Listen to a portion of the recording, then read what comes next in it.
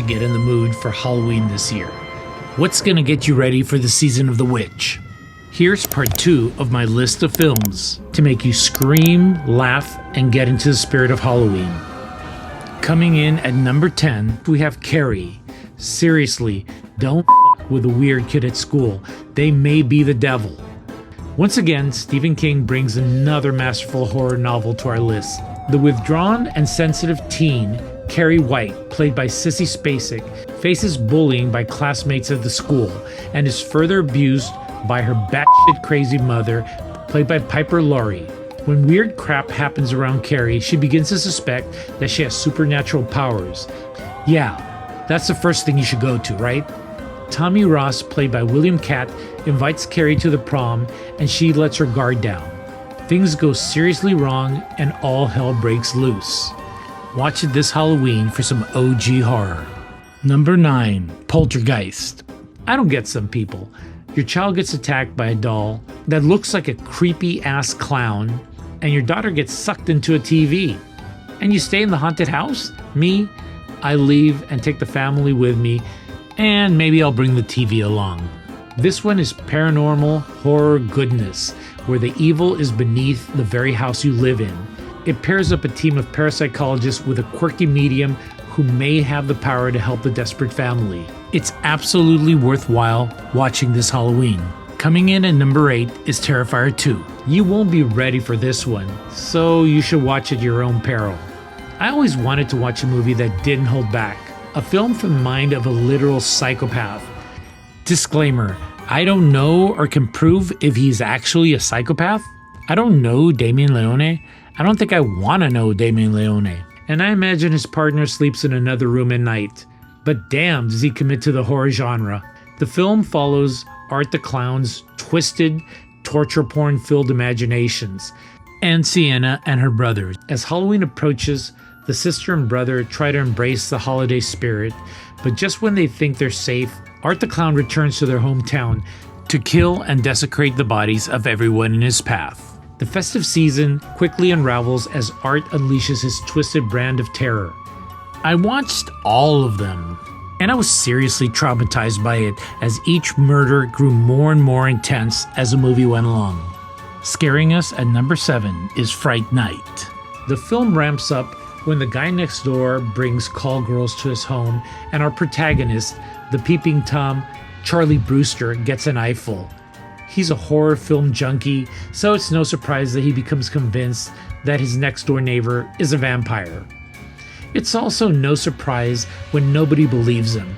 After strange events begin to occur, Charlie has no choice but to turn to the only person who can possibly help. Washed-up television personality and vampire killer Peter Vincent, played by Rowdy McDowell. It's a fun and inventive, modernish take on Bram Stoker's masterpiece. At number 6, we have Shaun of the Dead. This is a movie that injected new life into a waning subgenre. Edgar Wright turns a zombie story into an allegory on how most of us are living life on cruise control, not growing, not living, and barely conscious of the world around us. Its humor is dry and witty, with many gags and lines echoing throughout the film, comparing the barely alive modern man to a brainless, dead-inside zombie. It's a definite must-watch and should be watched in the season of spooks. Coming in at number 5 is one of the scariest movies of my youth, The Exorcist. First of all, never talk to a spirit named Captain Howdy. This spirit must have had a rough childhood and probably got beat up all the time. He definitely had a chip on his shoulder. This is one of the most profitable horror movies ever made and is a tale of an exorcism that is based on actual events. It's even rumored that people had heart attacks at the first viewing. The main character, Regan, played by Linda Blair, begins experiencing strange things, like peeing on the carpet during a dinner party, something that would piss off the Big Lebowski. Then she levitates and speaks in tongues, normal teenage stuff. Her mother seeks medical help only to hit dead ends. A local priest, Damien, played masterfully by Jason Miller, however, thinks the girl may be possessed. I mean, what gave that away?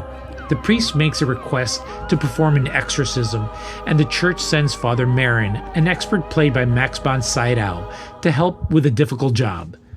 This movie plays like a psychological thriller and mystery, even incorporating the use of a police detective who is dead set on solving the murder of a family friend. It may not be as frightening as it was to me at some point, but it could still creep me out if I watch it alone. Coming in from Australia at number 4 is Talk to Me. The film is a fresh and inventive take on horror. Some dumb kids experimenting with sorcery, mirroring the kind of experiments kids have with drugs. They discover a petrified arm from forearm up, but they have to be cautious not to hold the hand too long because it could be dangerous.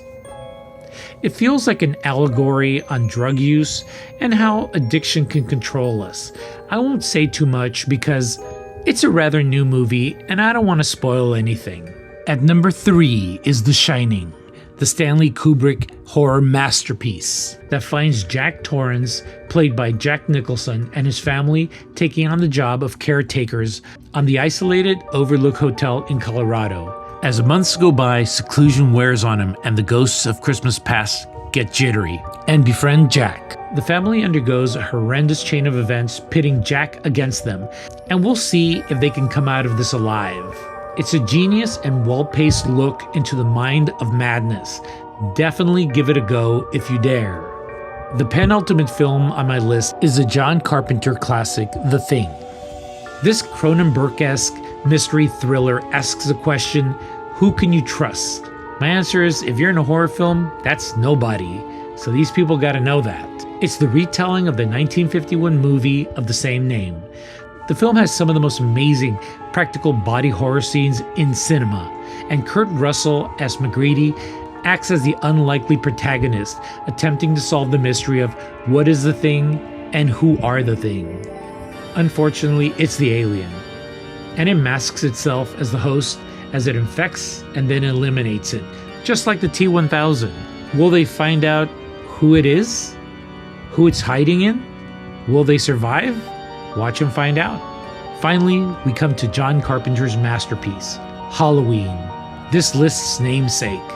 When a young boy slaughters his beautiful sister as she is undressing, he is committed to an asylum where he festers for decades, becoming a psychotic force of nature, unstoppable in his tracks.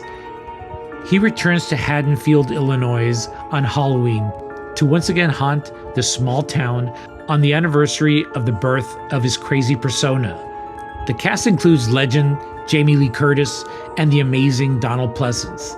The brilliance of the film begins with an unimaginably unpleasant scene and builds to a showdown between the monster and Jamie Lee Curtis.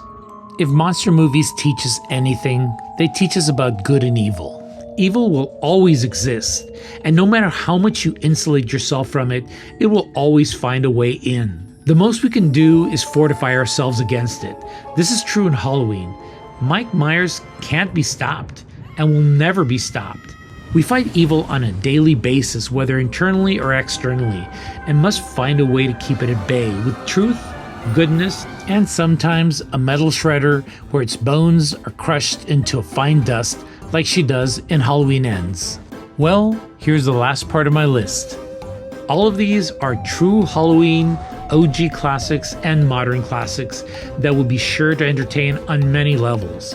They're either comedies, mysteries, or straight up horror movies, but all embody the true spirit of Halloween. Which ones made your list? Which ones didn't? Which ones did I miss? Let me know. I had a lot of fun making this list, so like and subscribe to my channel for more.